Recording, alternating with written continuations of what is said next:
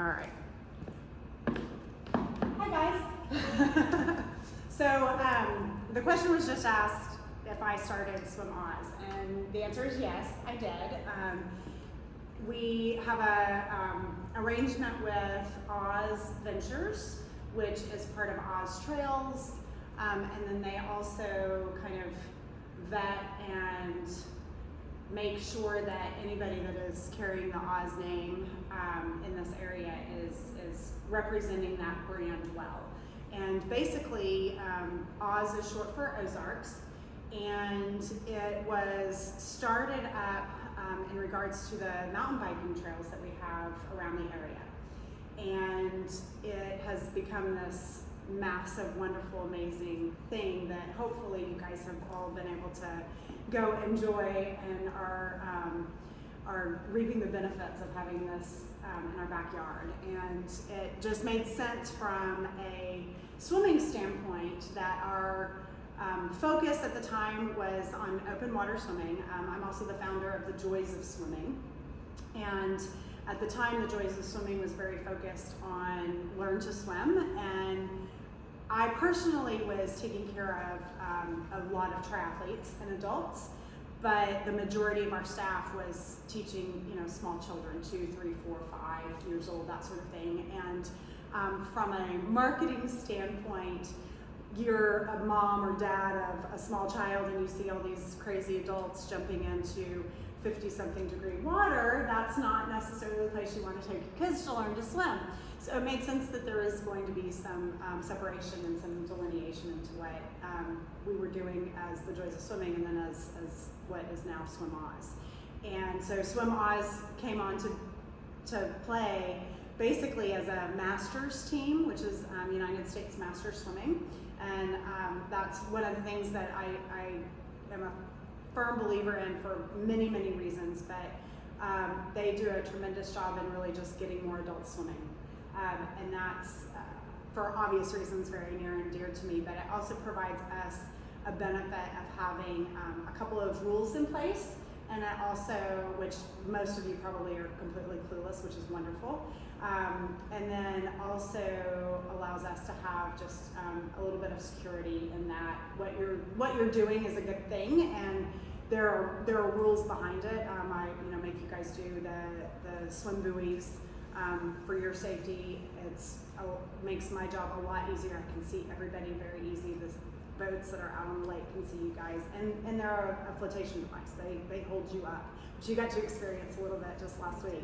So Swim Oz is a part of USMS, which is United States Masters Swimming, and our mission with Swim Oz is really just to grow open water swimming in the area and expose people to it, and hopefully once they've figure out that it's there, they have decided that it's a pretty awesome thing and a lot of fun to be a part of and play with. So we're in a land of the natural state, as it is for Arkansas, and there are so many amazing bodies of water that are just asking to be swam in, and what better way to do it than educate you guys on how to open water swim, which is why we're here tonight. So yes, we're recording. This will be posted onto a YouTube channel that I have. I think there's like 11 followers or something.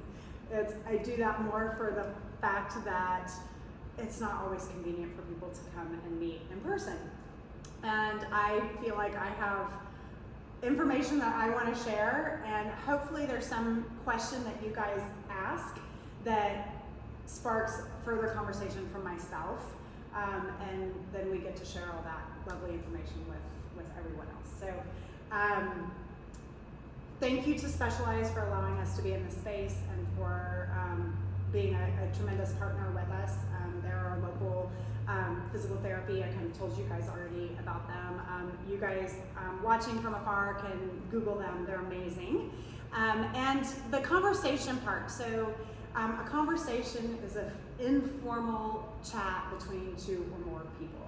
And I just, when I was kind of looking through things of, I want to do some talks, I want to do some presentations. Those are like, I don't know, kind of stuffy. And swimming is not super stuffy. I mean, we're running around in our swimsuits, we're half naked. It just can't be super formal. So I was looking up things and anyway, landed on conversation.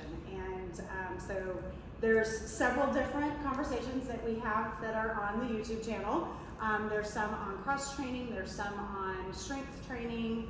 I think there are really a plethora of information there, and hopefully if you've come across them or are hearing about them now, that's giving you some interest to go and learn more about some of those topics. We've also done one on visualization, and that's a fascinating thing that I will do more of, more conversations of visualization, because that's something that as a former swimmer and athlete and college athlete myself, there is so much to be gained in that part. And then to teach adults and to show adults new things such as open water swimming and sports in general, the ability to kind of get inside your head and work through some things and see yourself in that positive light or achieving that goal that you're wanting to do is it's an amazing thing. So that's other conversations. So open water swimming, that's why we're here tonight. It's, although cold outside right now, it is getting warmer out, I promise. We've actually done 2 lake swims already this season. We did some kind of quiet ones. We had a group that did Texas Ironman, a full Ironman this last weekend, and they needed to get in some open water practicing. And then we had a couple that came out last week, Bridget here, and then another gentleman that is going to be doing Alcatraz swim later on, so needed some cold water training for that. So yes, so we'll be hopefully in the next, I keep looking at my email waiting for my official approval to come across from the Army Corps of Engineers, which phone call was good, so hopefully that'll be happening very soon, that we'll have a plan for the rest of the summer. So I'm excited to share that with you guys as soon as I get that official piece. But in the meantime, open water swimming is very different than pool swimming. So as you guys have all kind of are starting to understand that a little bit, I want to talk a little bit about some of those feelings and thoughts that you have during maybe what is your first open water swim, and some things that you can work on your own, whether it be at home or in the pool, somewhere that you're nice and comfortable with, that help that transition into open water swimming. Open water swimming versus pool swimming, it's like road cycling versus mountain biking. Very different things, albeit with cycling, road cycling versus mountain biking, yes, you're on 2 wheels and there are handlebars and you're pedaling. Well, open water swimming versus pool swimming is very similar. You're in the water, you're wearing a swimsuit, and you're swimming, but it's very different. And a lot of folks that come out to our swims, most have some goal in mind. A lot of them are looking to become more comfortable in an open water swimming situation because they're training for an event. The majority are triathletes that are doing an open water swim. Some are doing half Ironmans, some are doing full Ironmans. Some folks are past swimmers that were competitive swimmers for years and are looking to mix things up a little bit or to try something new. And there's wonderful things to be gained in the open water realm for all of those athletes. There are probably 3 or 4 highlights that I want to hit first, and then what I would love to do is have you guys ask me some questions. So kind of be thinking in the back of your mind some stuff that you want to make sure you walk away knowing tonight. So some of the challenges that you'll come across with open water swimming, temperature variation, that's huge. So like a week ago, 2 weeks ago actually, it was 80 degrees outside. It was amazing. Water temp was 56, 57.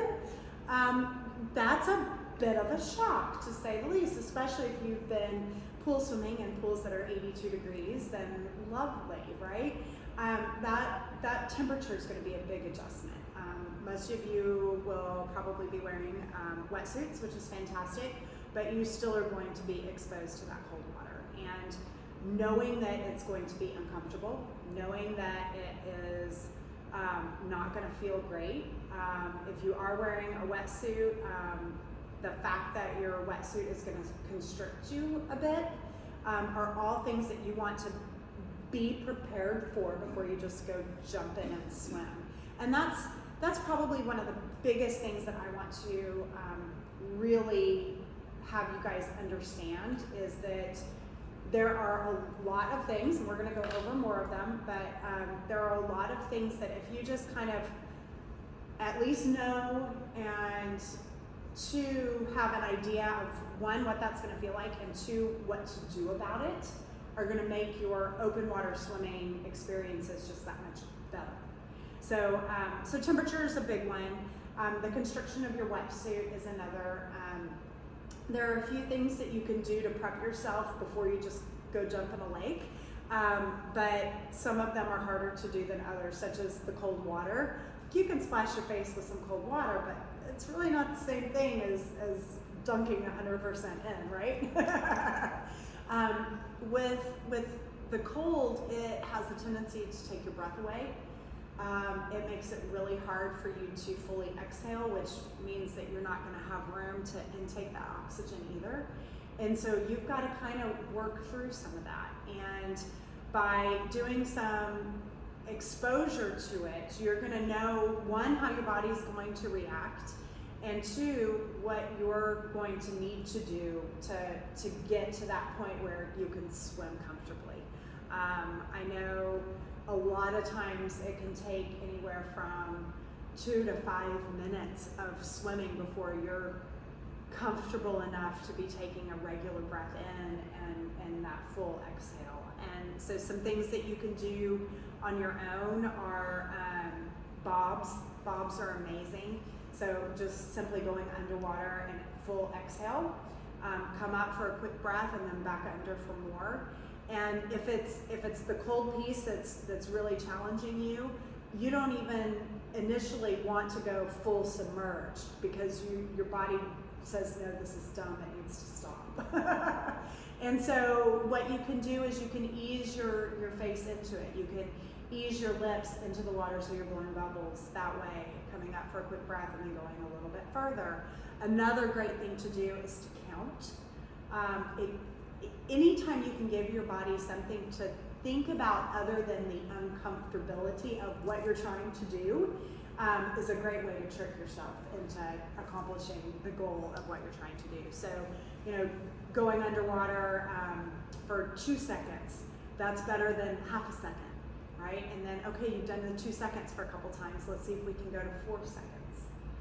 And extending and challenging yourself with those next parts of what we're ultimately trying to do, right? We did a lot of this last week with you. It should be sounding very familiar.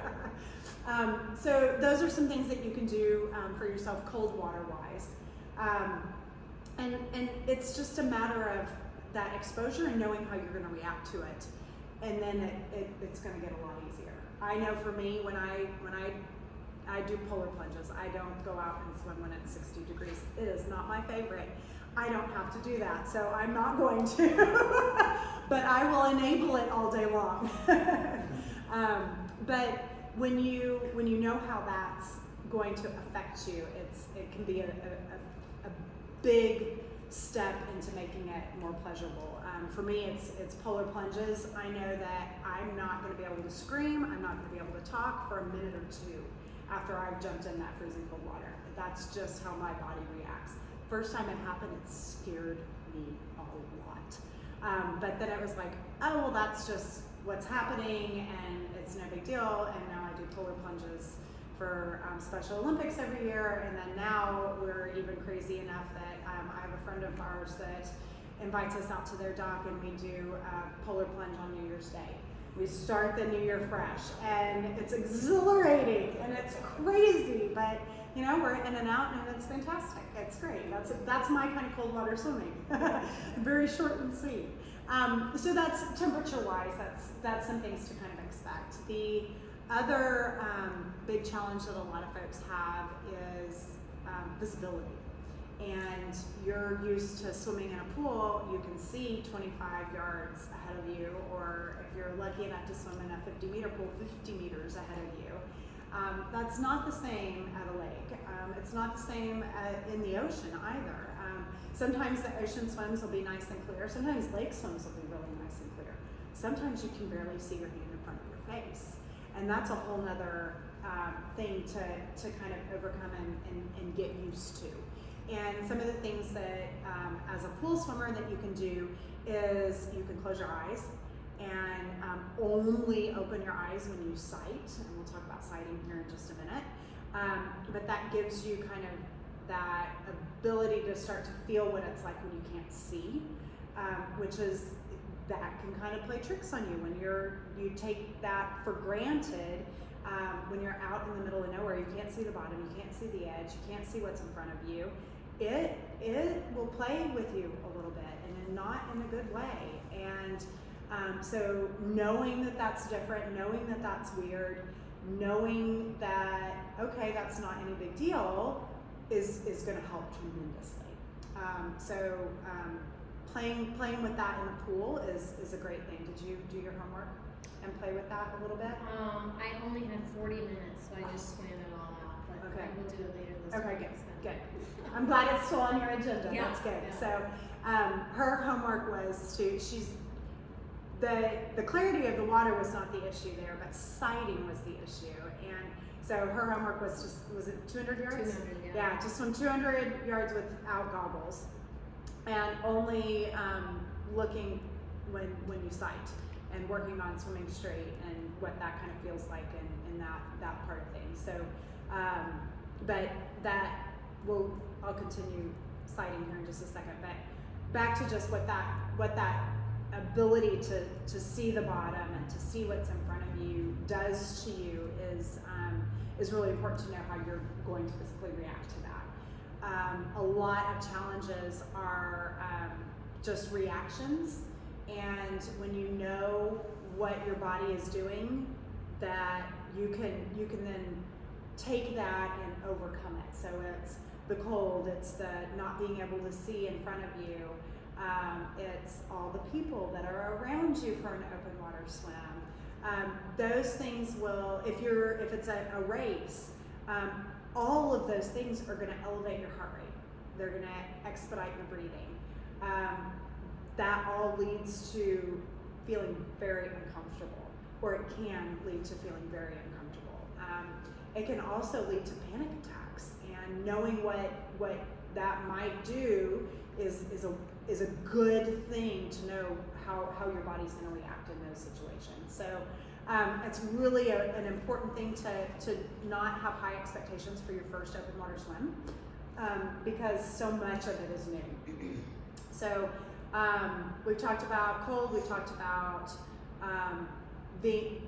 your visibility, being able to see in the water. Let's talk a little bit about sighting.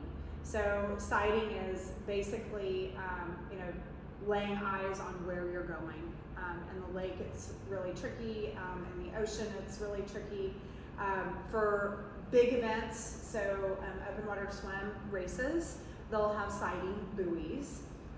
In the lake, typically it's not too tricky, just because there's not a whole lot of big waves happening. However, what is deceiving is when the sighting buoy, even if it's 7 feet tall, is still going to be really hard to see if you've got 30 people in front of you and they're kicking water and splashing, and you're peeking your eyes above the water this much. Well, you're going to have a really hard time seeing something 7 feet high because it's 400 yards away or 100 yards away or whatever the distance is. And so what I've come to find is there's a little bit of a misconception of when open water swimmers sight that they either have to take a breath when they do it, you do not, and they must see what it is that they're trying to see when they sight, and you don't. So taking that misconception out a little bit is helpful. And what the ultimate goal of sighting is to try to limit the impact on your stroke when you do take that sight. So when you do take a peek, and that's what I try to get my swimmers to do, is just to take a peek. So quite literally, when I sight, I am barely bringing my eyes above the water, and I do it completely independent of my breath. Now, not everybody does that. You'll see a lot of amazing open water swimmers. You'll see Olympian open water swimmers and world record holders that will take a breath in conjunction with their sight.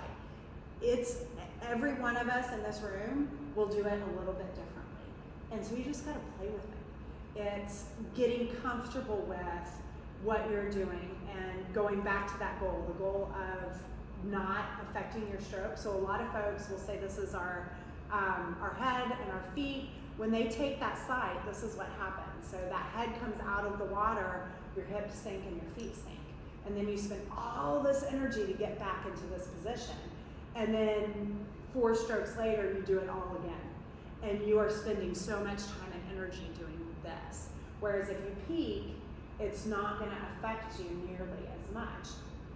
Now, the adjustment for the majority of your swimmers is going to be based on how balanced they are in the water. So I know that roughly every 3rd to 4th breath, I'm going to sight. I feel most comfortable with that.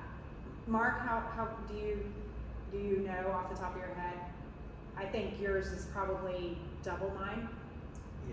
Yeah, and I'll actually, if I get a good sight, I'll go maybe 10 to 20 strokes without a sight. Yeah. And a large part of that is you swim straight.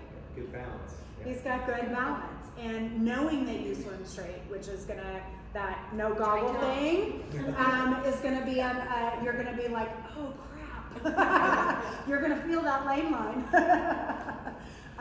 But knowing that about yourself is huge and will make a big difference. And it'll also make a difference into how comfortable you are with going 10 or 20 strokes between a peak, between sighting.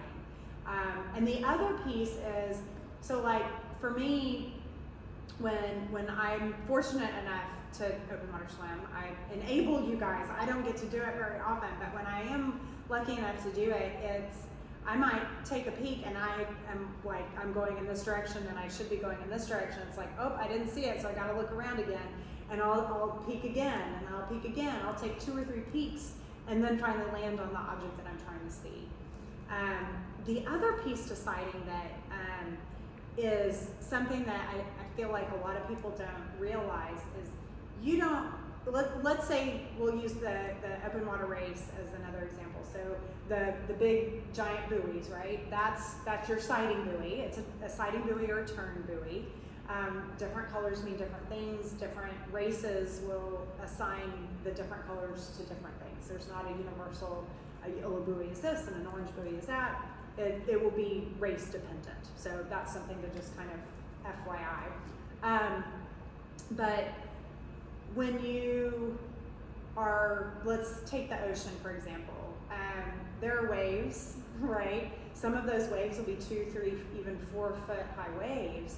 And you get in the bottom of that wave, and let's say the thing you're trying to sight, your buoy, is 300 yards away, and the low, you're not going to see that until you're on top of that wave. And even then, if the buoy is lower, and there are challenges, right? So finding something else, a pier. Piers are big. For me, one of my favorite things to do is I'll pick a building, especially when doing ocean swims. And you know, they're 20 plus stories, some of those, and so they're really easy to see. And if you're breathing properly, and hint, wink, wink, you should be looking back towards your hand when you take that breath. And so by choosing a building that's behind me, that's really easy to use for sighting. It's the third building on the right, that's the one that's, I don't know, whatever, and figuring out different things to utilize is super, super helpful. Did a race in South Africa, and it was a point to point. It was a straight shot, 1 mile, and they had I don't know, gates, I guess you would call them, that they were 2 buoys that were set up and then had a gate, and you didn't have to go through them, but they had those, what, maybe every 500 yards, give or take? 400. But for me, all the activity on the other side of the lake where the finish line was surrounded by a ginormous white tent that was, I don't know, probably 100 feet easily, if not bigger. And this big giant white thing, right? It was way easier for me to sight off the white tent than it was to sight the buoy. So I would verify that I was going in the right direction by the tent, and then peek every so often for the buoy to make sure I wasn't going too far over, because the course itself was had a little curve in it. But it's being familiar with the course, and taking some time to kind of look around and identify things that will work for you. If an event offers a pre-swim that Osmile does, that's a great way to kind of get your bearings and check out the course and see what's happening and that sort of thing. A lot of your half and full Ironmans will do pre-swims, so you'll be able to get into the water before you do Tulsa, which is super, super helpful. It allows you a handful of things, not just to work on your sighting, but it'll let you know what the visibility of the water itself is. Which, if it's anything like it has been the last couple of years, is not good. It is red rock territory over there, and it is basically red water. So there's different pieces, but being able to familiarize yourself with all of those things is super helpful. When you go to the first time to a practice, look around. There's trees, there's houses, there's docks, there's different things that you can utilize to help yourself sight. You don't have to sight what's in front of you or what's behind you. It could be, you could be going this way and there's a house or docks. We talked a little bit about that last week, utilizing the docks to kind of stay straight during that one section. But yeah, so those are all things that it's like, okay, this stuff is different. And the other piece is, if you're a pool swimmer and you go to open water swim, unless you've done a lot of competitive swimming where you had 10 or 12 of you in a lane at a time, you're not used to swimming with people. And a lot of times, especially in the beginning, but you know, depending upon the size of the race or the size of the practice that you're attending, there's going to be folks that you're going to sadly probably run into, and that's something to know what that feels like, because it can kind of wig you out, especially if you can't see what's in front of you, and somebody comes up behind you and grazes your leg or something along those lines. I mean, there are fish in there, there are sticks, there are other things in there. 9 times out of 10, it's a person that you just ran into or touched or what have you. But to know what that might feel like is super helpful. And I like to, I don't call it a game, if you will, but I like to get in the water with my clients and my team, and all squished together and like, okay, ready, set, go. And this is what that feels like. I also like to do with my clients and I, full disclosure, and I tell them, you know, okay, I'm gonna grab at you, I'm gonna pull at you, I'm gonna swim into you. This is what's going to happen. I'm not going to tell you when I'm going to do it, but this is what's going to happen today. And the first couple times it happens, it can be super scary. And so to know how, again, that reaction, I think that's probably, if you take anything home tonight, it's know how your body is going to react in different situations. But to know that, okay, that's what that feels like when somebody grabs at my toes or my foot or my leg, or I get caught with an arm. That happened to me on multiple occasions at our swim back in February. I kept locking arms with somebody and they just kept swimming into me, and finally I just had to kind of speed up a little bit and get out of their way. And there's things of that sort, like, do you speed up, do you slow down? It depends on what you're doing after. If the swim is it, depends on the distance, depends on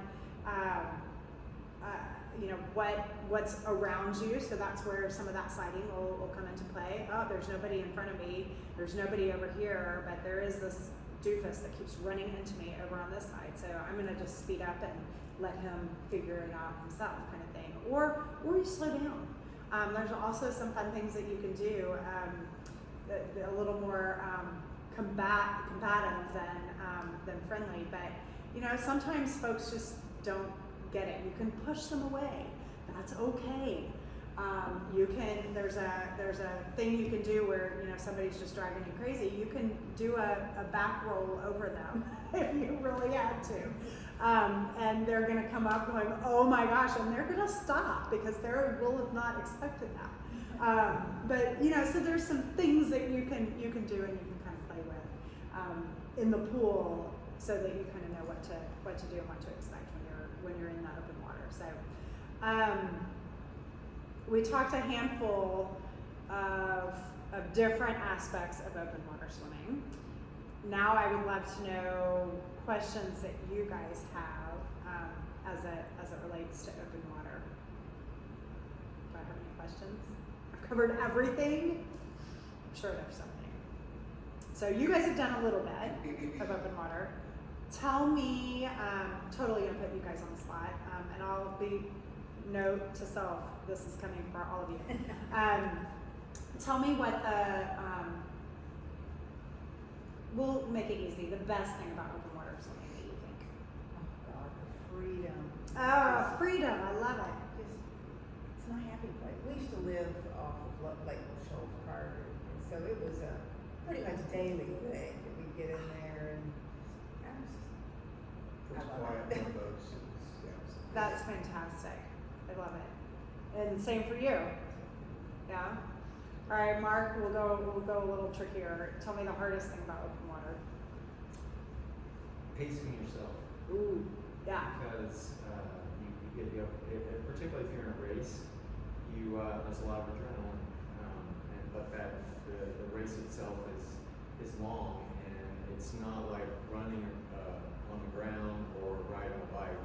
If you overexerted yourself, You can't just stop. yeah.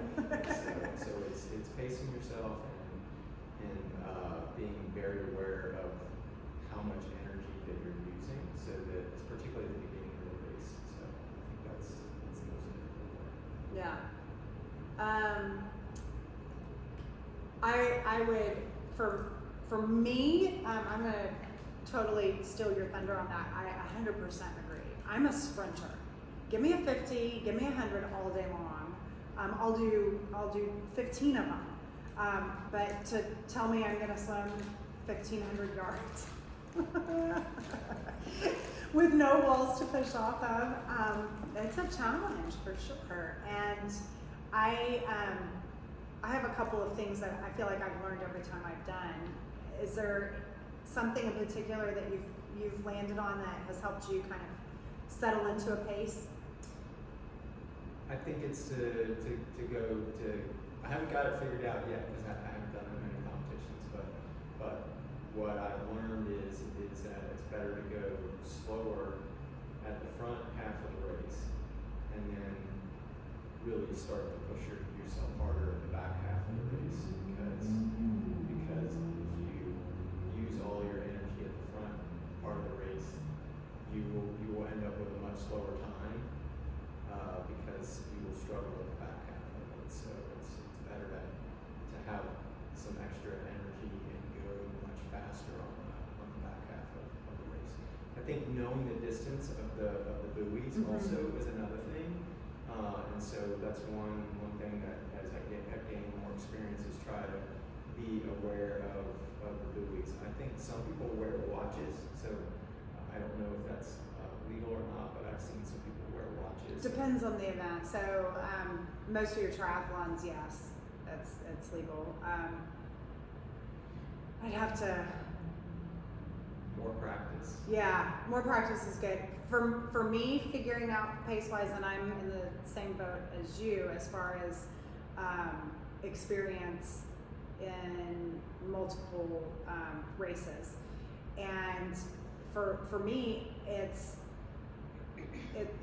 goes back, and this is going to sound so silly, but it goes back to counting, and it's knowing what that my count should feel like. So I know for me it's 14 strokes for 25 yards, and so I'll give myself 50 strokes, and I know that it should be at a certain pace for that turnover time, and that focus on that allows me to kind of settle some things down. It helps me to kind of settle my nerves down, especially in the beginning of a race, and has proven at the moment to feel pretty good. But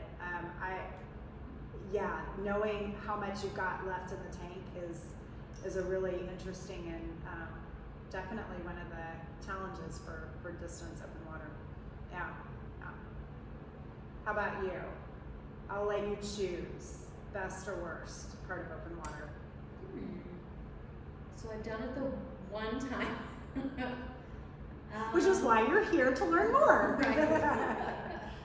I mean, it was just cold was the only difficult part, but it was really fun to not have to stop and turn around or flip turn or whatever. Like, it was kind of the freedom aspect of just going.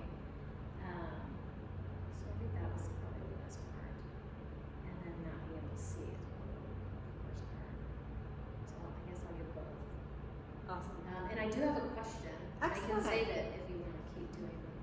Oh, no, we can, go ahead. I would love to hear, like, pool swimming, what else other than the 200 with no goggles, what else are good ways of, and maybe like sighting recommendations on how to practice the best way. I think I was doing it breathing, but it's because it was pretty windy that day, and so the water was flowing. So when I would look up, I would just get hit by so I was coming up as high as I could to try to see over the little waves. Yeah, so I think for me, if you can have a friend and have that friend on the other end of the deck and have them move around, and you have to lay eyes on Find where they are. Okay. Hide and go seek, basically. Fun. It is. You can also, depending upon the pool setup, we've got digital clocks at ours, and for me, it's kind of playing a game of, okay, well, I saw 15 on that one, and now I should see 20 on this one. And so not only the big red blurry thing at the end of the lane, but actually seeing what it's telling me. That helps me a little bit, because it's that, not just that quick peek, but it's really registering what I'm looking at. And also still with no goggles, are you doing that? Or just having something to look having at? something to look at. Yeah. So mix it up a little bit for you. Yeah. But yeah, just having that acknowledgement of what it is. So a clock is a great tool, is a great thing to use for that, because it requires just that little bit longer of that recognition. And again, we're trying to do as minimal of disruption to your stroke as possible, right? We want to keep that rhythm the same. We want to not feel like you have to change your kick. We want to not feel like you're coming up as high as you can, those kinds of things. And so just kind of playing with it a little bit to get in that comfort zone of, okay, I can just peek, or oh, it feels way better when I take that breath and then I look forward on it, or what have you. So yeah, and there's loads of ways to do it. How do you sight independent of breath? Mm-hmm. Yeah. It's hard for me to breathe while I sight. Yeah. So it just yeah. Uh-huh. So I think so too. Yeah. I think the other thing that I would add would be if you're pool swimming is don't touch the wall. So Oh, so yeah. you really that will give you the experience of being in Yeah. the water and not, because even if you do an open turn, you it's still a rest, and so I find swimming in the pool without touching the wall No actually walls. wears me out a lot quicker. And then Yeah. there also is the reverse of direction that kind of helps you get some strength, because in open water you may need to do that type of a maneuver in order to course correct, or if you're around other swimmers, you need to have that kind of versatility to be able to move around them, because if you are in a race, it's going to be hard not to be in close with other swimmers. You will. The bigger the race, the more likely that you'll have to make some type of adjustment. I think the one other thing that I would consider practicing in the pool, it's a sighting technique, but it's rolling over on your back and being able to swim in some freestyle strokes, and then being able to roll over on your back and sight by looking backwards. There's the sight by breathing to the back or looking to the front, but there's also a sight technique that you can roll over on your back, and that becomes particularly helpful if there's glare of the sun that's coming off of the water, which sometimes can make it hard to sight as well. So in addition to the sighting forward, practicing that in the pool, sighting backward, and then how you do your turn. If you don't touch the wall in your turn, that really will help to mimic the experience of being in the water. Those are kind of the three things that I would think about. What distance do you do for the touching? I've seen triathletes. Just full workout? Yeah, that full workout. They'll do that. Every so often we'll throw a 500 warm up, no walls, Yeah. and that's basically what that means, is you can't touch the wall. But if you were going to do like a mile time trial just to see what you could do, you've trained, and you wanted to do that in the pool instead of going out to the lake, that would be one way to do it. You would be a little slower because you're basically having to change direction, but what you would do is you would give yourself the experience of not being able to get the rest break that you would get by doing an open turn Yeah. and pushing off the wall, and if you didn't push off the wall. So those are Does that mimic about the speed that you would be in the open water, or are you slower because you're stopping and turning around? You'll be a little bit slower. You'll lose a little bit of time, but what it will do is it will exhaust you much faster. Yeah. You get a lot of rest by touching the wall. You really do. Even if it's just a second, it's that Yeah. nice, lovely big But there are breath. other- It's there are that other great things that push happen in off. open water that take energy away from you, which is the current and the wind and the waves.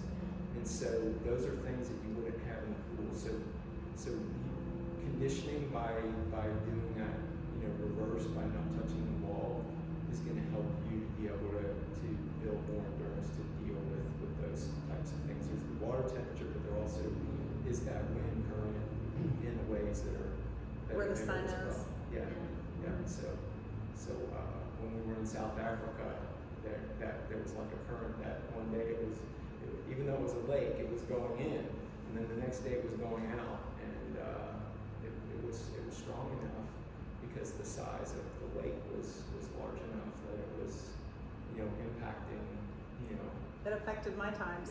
Yeah. So those are things that being able to add a little bit extra to your pool swim, that would cause you to have more endurance. That would help you if you're really wanting to use your pool swim to try to get you ready for that open water. Great suggestions. Yeah, fun stuff. Yeah. All right, how about you? Have you done any open water swimming before? I have done some open water swimming in the ocean. Okay.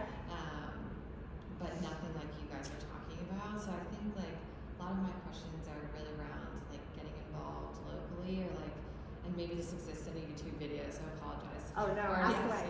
well, like some safe places to swim. What is the buoy that's required? Like maybe what millimeter wetsuits you guys wear? Do you wear them all summer?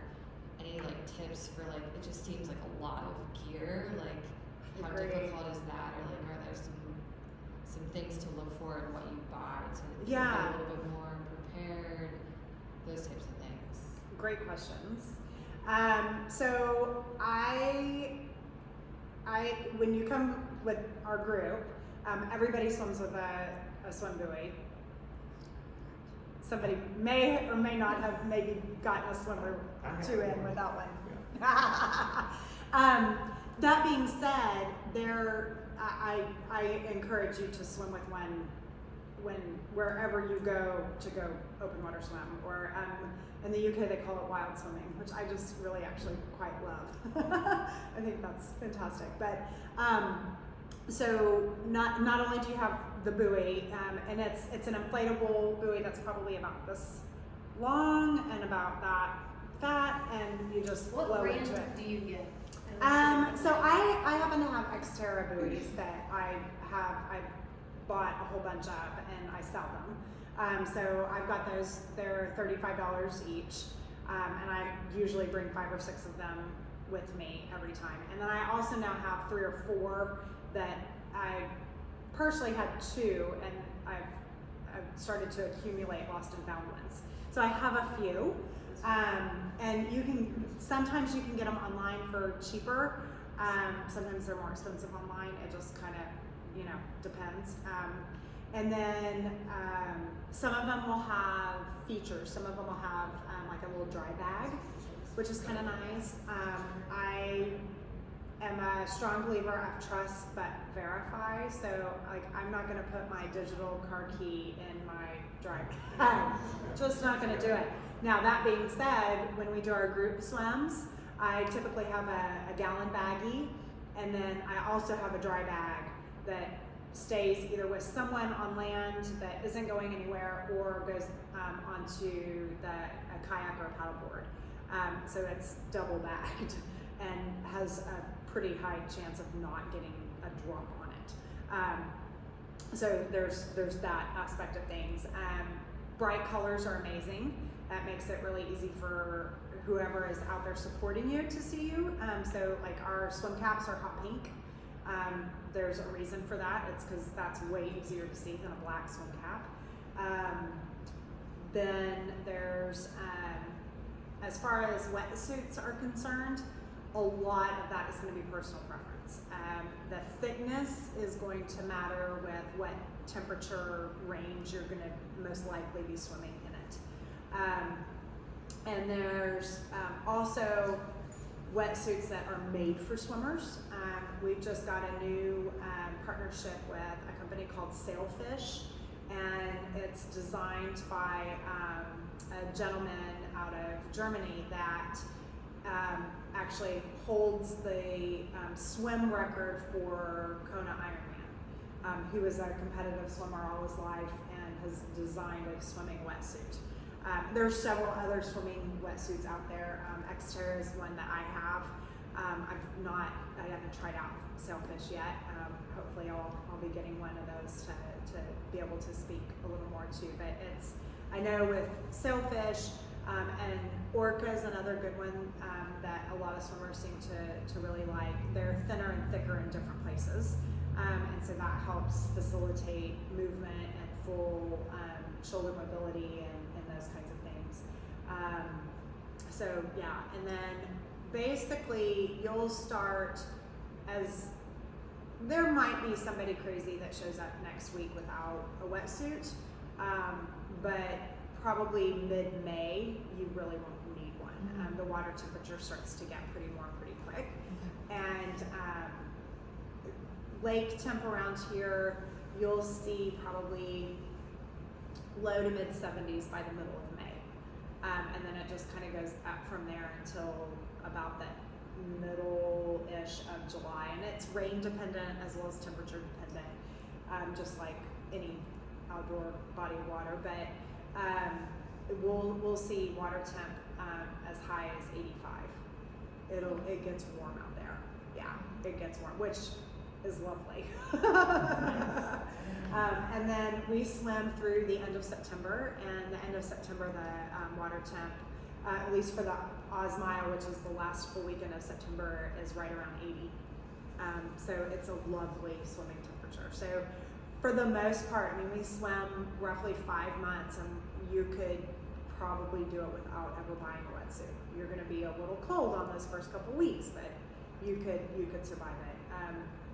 So yeah, so there's several options there, but make sure we've emailed at least, haven't we? Have we messaged or something? Maybe when I first got here, but then Okay. I was kind of getting into winter and Okay, I didn't have okay. a chance. But So let's make sure I've got your contact info, and I'll get you added to our newsletter. And same for you guys as well. Did you get a newsletter this week? I heard about it through Facebook. Okay. Well, let's make sure I've got your email as well. And that way you can, because that as far as partnerships are concerned and things like that, that we've got a discount with Sailfish, and same with Specialized and some other things as they kind of come across that get pushed out through the newsletter that don't always get pushed out in other venues, coupon codes and Okay. things like that. So and then I have one more. yeah. Well, how far do you swim? Oh, And great question. If you're brand new, like, can you, like, if you just really aren't sure and you don't want to get stuck out there, like, can you Absolutely. stop and come back at a certain 100%. Yeah. So the way we do our swims, it's a smidge different than where we've been doing them, but not much. So we do them in a cove. It's out towards Highway 12 boat ramp, or it is the Highway 12 boat ramp. It's right before Highway 12 bridge.